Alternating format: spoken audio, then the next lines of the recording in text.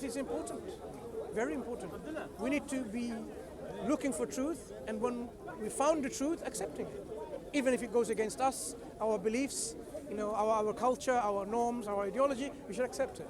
So if the God claim was not true, Allah's existence was not true. If the claim was not true, then you should take that. So in principle, you'd be willing to change your position? If any claim, if it's false, you should reject it. Simple as that. You should reject it. So in principle, you would reject Allah's existence if it was in fact not true? If it was not true, you would reject it. Yeah. You will have to reject it, because that will show that how sincere you are and you are seeker for the truth. Yeah. But the problem is the overwhelming evidence already dispels this kind of claims that God doesn't exist, or Allah is not God, or Islam is not true. The evidence is so overwhelming that your mind simply cannot just dismiss it just like that, because you think, oh, Islam is a religion from the Middle East, so I'm not going to accept it because I'm white and I'm European. That would be a very bad reason for rejecting this truth. Is that what you think I think? No, of course not. I'm just giving you an example. If somebody did that and said, look, the Quran is in Arabic and I speak English. I don't know even a single letter of Arabic, so I cannot accept that to be true. Truth is not dependent on it being in English or in Arabic. Yeah, in this example. So the Prophet Muhammad can be a true prophet, even if he's from Arabia, even if he spoke Arabic. The truth is universal. Truth is not, related to a certain skin color, a certain skin language, or anything. Yeah, it's independent of all of that. Sure. Yeah. So when you examine the Quran, you will find that the Quran actually engages with you to bring back this truth so that you can accept it. To give you an example, the Quran says,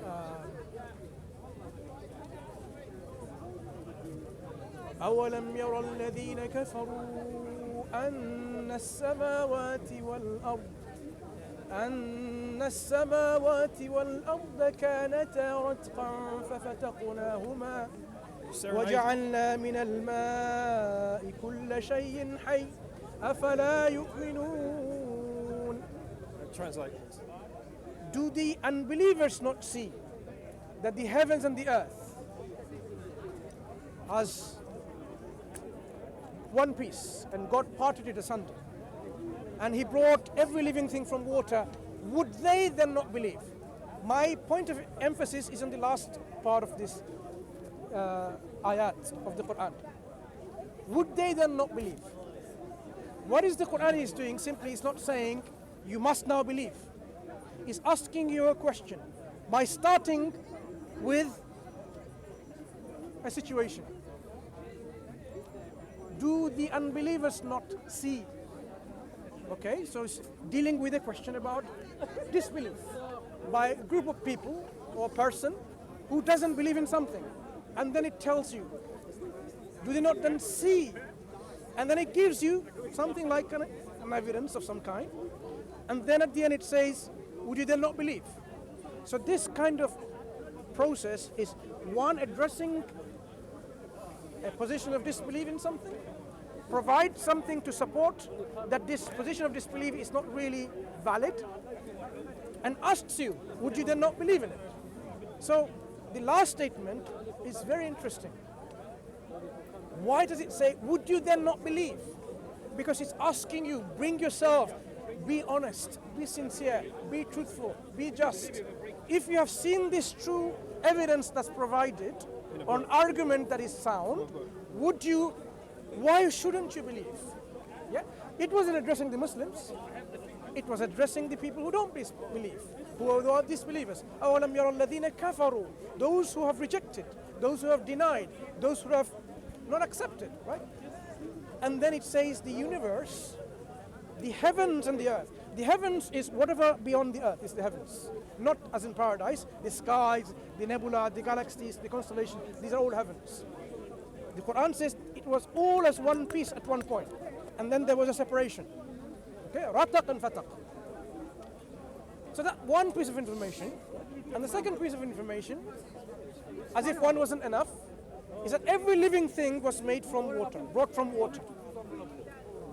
Now we know from our understanding of current technological advancement in science, that yes, our Earth and beyond the Earth, the extraterrestrial entities at one point joined together in one entity, and then it was separated. So yes, that's point one. Second point, yes, the living things, the life that we know of, it actually needs water for it to be living, for it to be consistent, to call itself alive, to propagate its life and so on. It's a living. And this is all from an ancient 1400-year-old now, book. so this is from a Quran, which is 1440 something years, right? Previously. It's amazing that this knowledge is something that we now accept to be true. But 1400 years ago, how the knowledge was is a different question altogether, whether people knew about Quran it. is a book of science. No, that's what I'm saying. I'm not even proving anything about science or Quran being a scientific miracle. I'm focusing on the last part of this collection of ayahs. Would they then not believe? So the Quran is engaged. Remember what I said? The Quran engages with you so that your thinking critical self comes out and say yes. If this is the case, what's stopping me from believing? This is just one of the examples the Quran provides. The Quran says about the existence itself. أَمْ خُلِقُوا مِنْ غَيْرِ شَيْءٍ أَمْ هُمُ الْخَالِقُونَ. You have to sing it. أَمْ خَلَقُوا السَّمَاوَاتِ وَالْأَرْضِ بَلْ لَا يُوقِنُونَ. The Quran is a recital. Yeah? It's a recital. We recite it. And this will be like it was transmitted like this until the world comes to an end. This is how we preserve the Quran. We don't just say the Quran says this in Chinese and English. What will that be? Will be a translation and interpretation. Quran, this is another level for you to reflect. The Quran that we are presenting to you, which we claim to be the guidance from God, is exactly as it was delivered, without any alterations. And we deliver it to you as it was recited, in the way it was recited. So you have one more level of confidence that yes, the book that I'm now trying to understand, whether it's from guidance from God or not, is at least I'm rest assured it's been transmitted with this preservation in mind. That's the reason we want to make sure that yes, I'm giving you the Quran, the real deal.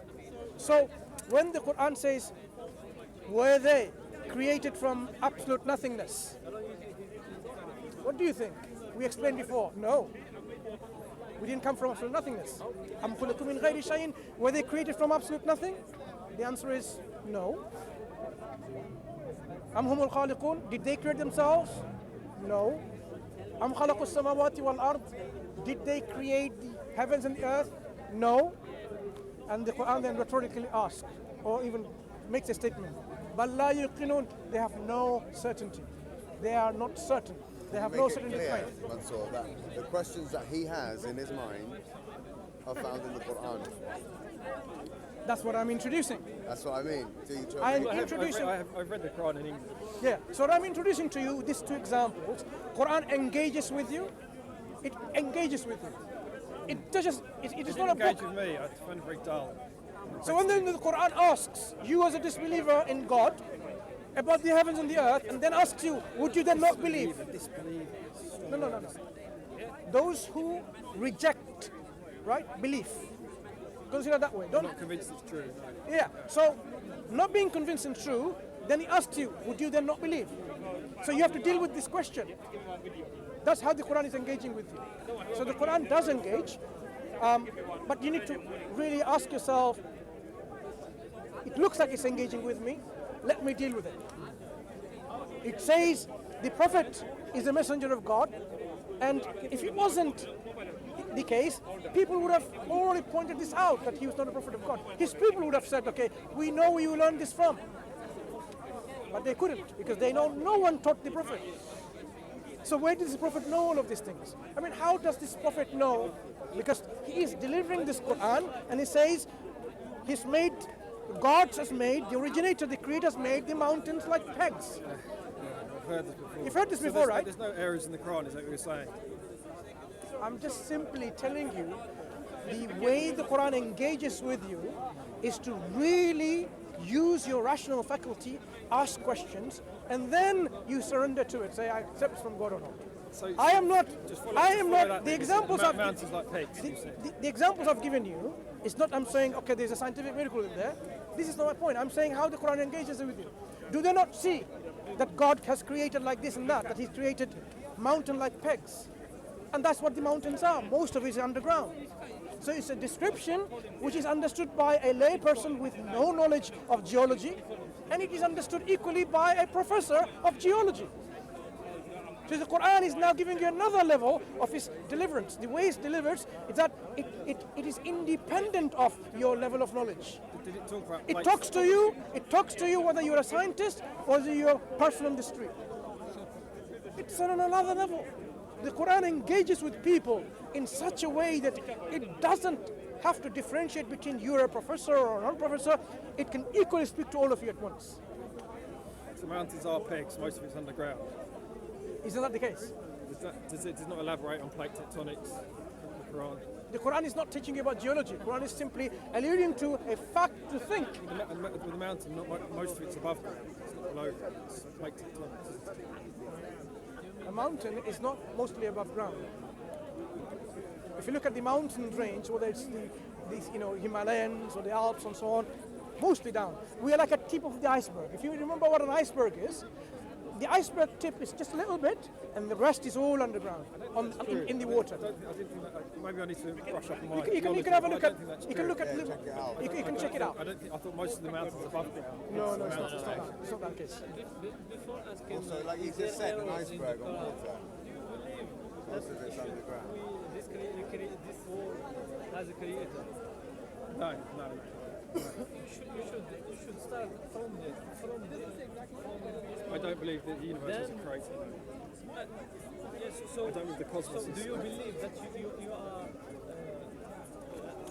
I mean, your life is real. I mean, you are here with us. I believe I'm here standing in a park talking to men about religion. That's what I believe. So What you're asking me? if you as Brother Mansur explain about the origin of the creation, if you are here, you should ask yourself,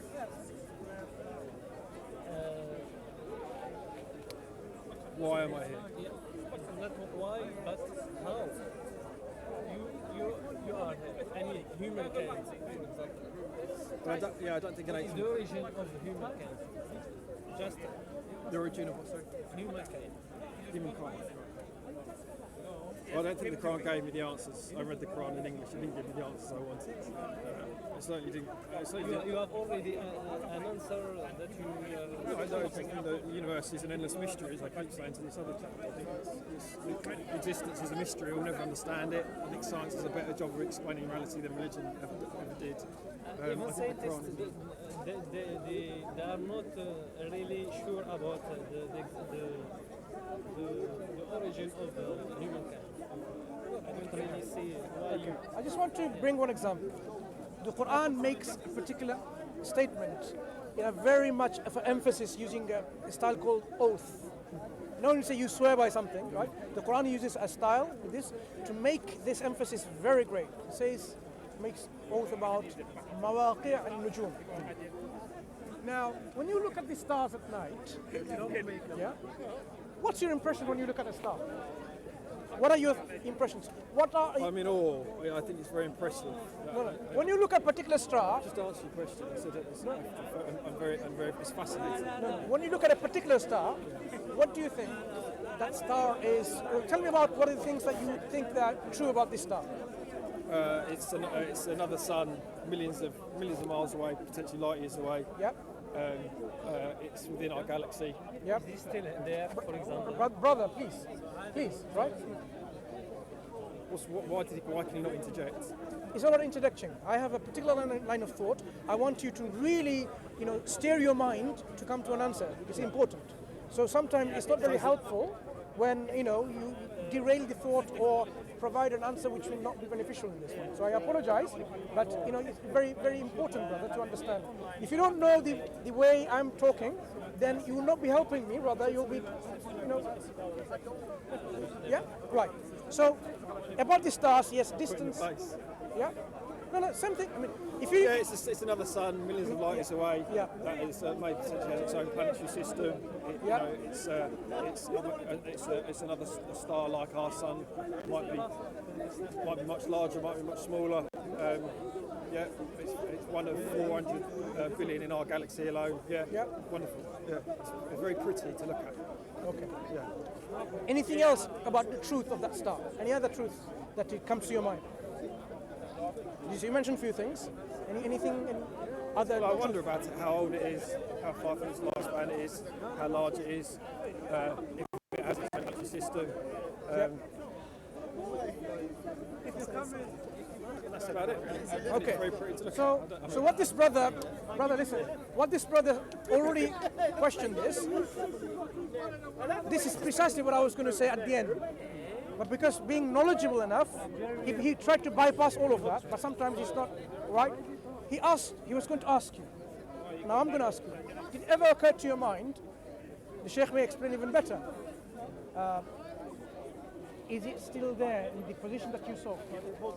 Oh, okay, so yeah. مواقع النجوم. Because it's so far away, it might be looking back into the past because it's taken. No. It could be if you like. If it's our closest star is like 4.5 light years away. No, when you look at that star, you're looking at how it was 4.5 light years ago. Yes, that means when you see the star isn't there. See the position of that star. You are only Or it's seeing not how it looks. no, you're only seeing looking into the the past. position of the star long time ago. Right. This is what the Quran emphasizes with the nose. With the mawaqi' al-nujum, with the position of the stars. Think about it. This book is coming from someone who is telling you to think about the position of the star. If you did not have really thought about this, in fact, that's why I kept on asking you, what other truths do you think about the star? The fact is, the star isn't there. It's just the position of the star that you see. And the following verse, the interesting thing, the following verse, Allah says, وَإِنَّهُ لَقَسَمٌ لَوْ تَعْلَمُونَ عَظِيمٌ. And it is a great oath if you are able to know what is it. So he's addressing those Arabs, if you give the space to the camera, yeah? So he's addressing those Arabs at that time, saying to them, it is a great oath. The position of the star, it's a great oath, but you are not yet aware of that. You are not yet aware, have the knowledge and the capability to understand what I mean by that. That's an indirect way. وَإِنَّهُ لَقَسَمٌ لَوْ تَعْلَمُونَ عَظِيمٌ. Yeah? So if you know that it's a great oath, if you know, yeah? So Allah is saying, addressing that the position of the star is something great, which you need to ponder. And what you say, just to cut through all of it, 'cause I'm sorry, I find it, when we talk about religion, I find it very, I don't really disrespectful, I find it very dull. It doesn't interest me that much. What you're saying is that this is prophecy. Science has since discovered this. No. And it What I'm saying is, it was espoused in the Quran 1400 years ago. what I'm just simply, that's why I tried to ascertain from you, what do you know about the stars? Now you know the position of the star is something that the people of science are telling you. Yeah, The star people isn't of there, science, yeah. right? It was, in fact, a great deal of Muslim contribution on astronomy about stars and naming them as well that we came to know about stars in the first place. But we're going back 1400 years ago, looking at the knowledge at the time, to make statements. I mean, I've given you 3 statements so far from the Quran to show you how the Quran engages with you. All of them, you would say they're amazing. How the Quran talks about the position of the stars when, I mean, not many people would know that this is what it is when they look at the stars.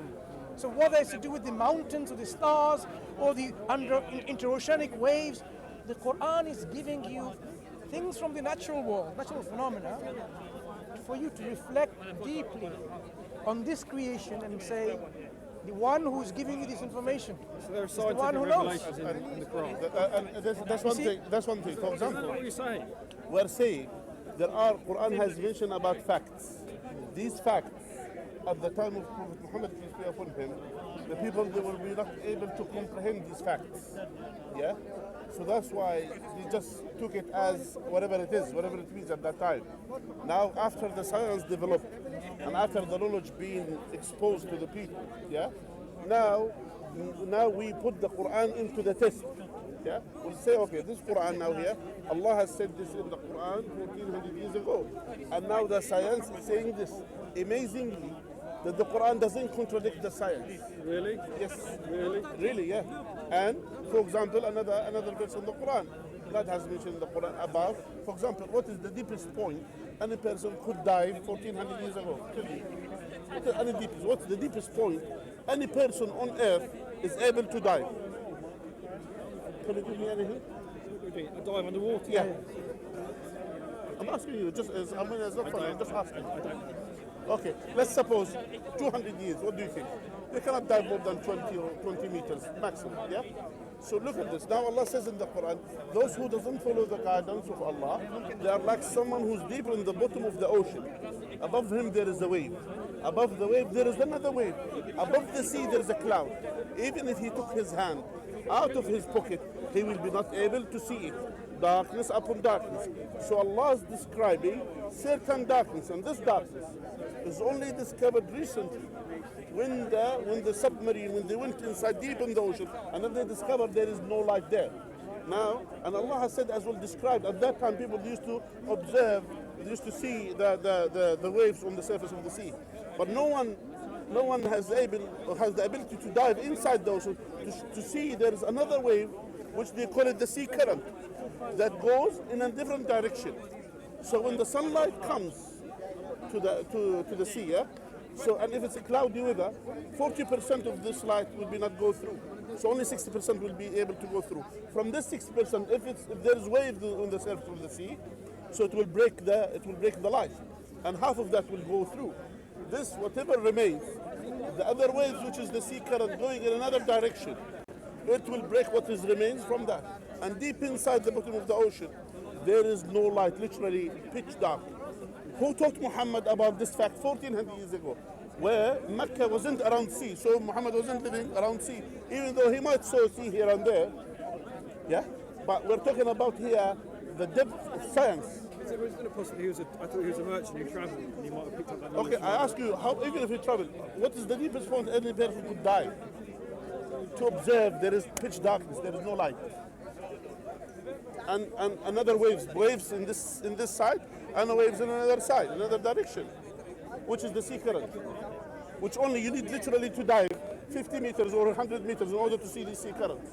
But doesn't modern science completely just eclipse anything written in the Quran or any ancient book or the religious scriptures? Don't they just pale in comparison? Remember, the point that I am making to you is not highlighting to you the Quranic amazing things. I am simply saying this is how the Quran engages with you.